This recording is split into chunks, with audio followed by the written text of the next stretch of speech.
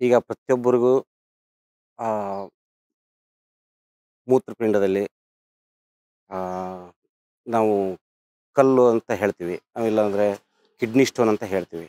ಅದು ನಿಮಗೆ ಆ ಮೂತ್ರಕೋಶದಲ್ಲಿ ಇನ್ಫೆಕ್ಷನ್ ಆದಾಗ, ಆ ಮೂತ್ರ ನಿಮಗೆ ಪಾಸ್ ಆಗ್ತಾ ಇರ್ಬೇಕಾದ್ರೆ ಅದು ಪಾಚಿ ಥರ ಕಟ್ಟಿ ಕಟ್ಟಿ ಅದು ಸ್ಟೋನ್ ಥರ ಫಾರ್ಮ್ ಆಗುತ್ತೆ.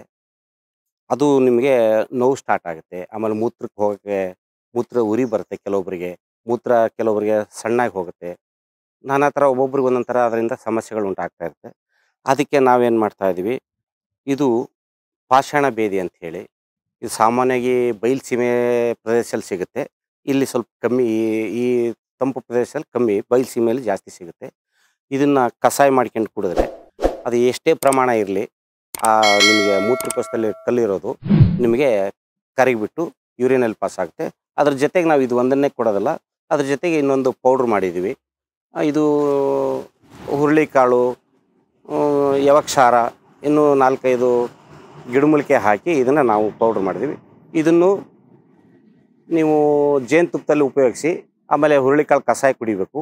ಆಮೇಲೆ ಇದನ್ನು ಪೌಡ್ರನ್ನ ಕಷಾಯ ಮಾಡಿ ಕುಡಿತಾ ಹೋದರೆ ನಿಮ್ಗೆ ಎಷ್ಟೇ ಪ್ರಮಾಣ ಸೈಜ್ ಇರಲಿ, ನಿಮಗೆ 15ರಿಂದ 20 ದಿವಸದಲ್ಲಿ ನಿಮಗೆ ಕಿಡ್ನಿನಲ್ಲಿರೋ ಸ್ಟೋನ್ ಕರಗಿ ಹೋಗುತ್ತೆ.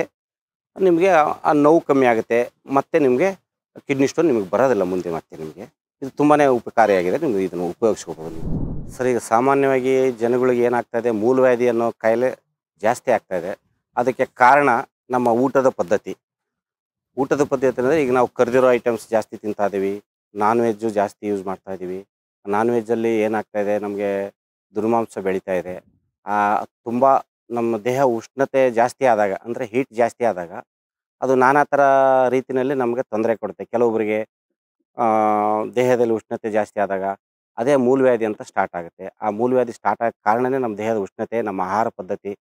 ಆಹಾರ ಪದ್ಧತಿನಲ್ಲಿ ನಾವು ಕೆಲವೊಂದು ತರಕಾರಿನ ಉಪಯೋಗಿಸ್ಬೇಕು. ಮೂಲಂಗಿ ಉಪಯೋಗಿಸೋದ್ರಿಂದ, ಆಮೇಲೆ ತಂಪು ಪದಾರ್ಥಗಳನ್ನು ಜಾಸ್ತಿ ಉಪಯೋಗಿಸೋದ್ರಿಂದ ನಮಗೆ ಮೂಲವ್ಯಾಧಿ ಕಾಯಿಲೆ ಬರೋದಿಲ್ಲ. ಆದಷ್ಟು ನಾವು ನಮ್ಮ ದೇಹದ ಉಷ್ಣತೆನ ಸಮತೋಲನವಾಗಿ ಕಾಪಾಡ್ಕೊಂಡು ಹೋಗೋದ್ರಿಂದ ಮೂಲವ್ಯಾಧಿ ನಮಗೆ ಸ್ವಲ್ಪ ಅದರಿಂದ ನಾವು ದೂರ ಇರ್ಬೋದು. ಇನ್ನು ಮೂಲವ್ಯಾಧಿ ಬಂದಾದಮೇಲೆ ನಾವು ಅದಕ್ಕೆ ಯಾವ ಥರ ಔಷಧಿಗಳ್ನ ಕೊಡಬೇಕು, ಅದನ್ನೆಲ್ಲ ನಾವು ನಿಮಗೆ ಔಷಧಿಗಳು ಕೊಡ್ತೀವಿ. ಕೆಲವೊಂದು ಗಿಡಮೂಲಿಕೆಯಲ್ಲಿ ನಾವು ಕೊಡ್ತೀವಿ.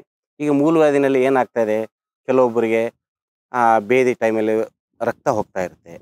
ಆ ರಕ್ತನ ನಿಲ್ಲಿಸೋದಕ್ಕೆ ಕೊಡ್ತೀವಿ. ಆಮೇಲೆ ಕೆಲವು ಜನಕ್ಕೆ ಮೊಳಕೆ ಬಂದಿರುತ್ತೆ, ಆ ಮೊಳಕೆ ಕರಗಿ ಹೋಗೋದಕ್ಕೆ ಕೊಡ್ತೀವಿ. ಇನ್ನು ಕೆಲವು ಜನಕ್ಕೆ ಗಡ್ಡೆಗಳಾಗಿರುತ್ತೆ, ಆ ಗಡ್ಡೆಗಳು ಕರಗೋದಕ್ಕೆ ಕೊಡ್ತೀವಿ. ನಾವು ಕೊಡೋ ಔಷಧಿ ಹೊಟ್ಟೆಗೆ ತೊಗೊಳಕ್ಕೆ ಕೊಡ್ತೀವಿ. ಅದು ನಿಮ್ಗೆ ಏನಾಗುತ್ತೆ, ನಿಧಾನವಾಗಿ ನಿಮಗೆ ಒಳಗಡೆ ಇರೋ ಮೂಲವ್ಯಾಧಿ ಕಾಯಿಲೆ ಕರಗ್ತಾ ಹೋಗುತ್ತೆ. ಮೊಳಕೆ ಹೊರಗಡೆಯಿಂದ ಹಚ್ಚೋದಕ್ಕೆ ಕೊಡೋದ್ರಿಂದ ಹೊರಗಡೆಯಿಂದ ನೀವು ಆ ಮೂಲವ್ಯಾಧಿಯ ಮೊಳಕೆನ ಕರಗಿಸ್ತಾ ಹೋಗ್ಬೋದು. ಆವಾಗಲೂ ನೀವು ಆ ಭಾಗನ ಯಾವತ್ತೂ ಸ್ವಲ್ಪ ಬಿಸಿನೀರಿಂದ ತೊಳೆದು ಸ್ವಚ್ಛತೆಯಿಂದ ಕಾಪಾಡ್ಕೊಂಡು ಹೋಗ್ಬೇಕು. ಎಷ್ಟು ಸ್ವಚ್ಛತೆಯಿಂದ ಇರ್ತಾರೋ ಅಷ್ಟು ನಿಮಗೆ ಮೂಲವ್ಯಾಧಿಯವರಿಗೆ ತುಂಬ ಒಳ್ಳೆಯದು. ಇದು ಮೂಲವ್ಯಾಧಿ ಆದಷ್ಟು ನೀವು ಆಹಾರ ಪದ್ಧತಿನಲ್ಲೇ ಕಮ್ಮಿ ಮಾಡ್ತಾ ಹೋಗೋದು ತುಂಬ ಒಳ್ಳೆಯದು.